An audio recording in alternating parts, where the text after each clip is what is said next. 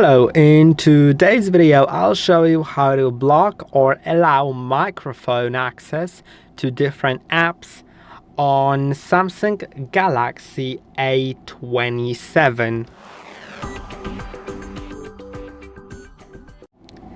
To do it, you need to go to the settings, then go to apps. Now click on three dots in top right corner and find Permission Manager. Now you'll find the microphone right here.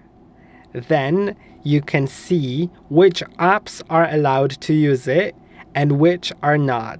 If you want to allow an app to use it, let's say Instagram, then you can click on it and allow it.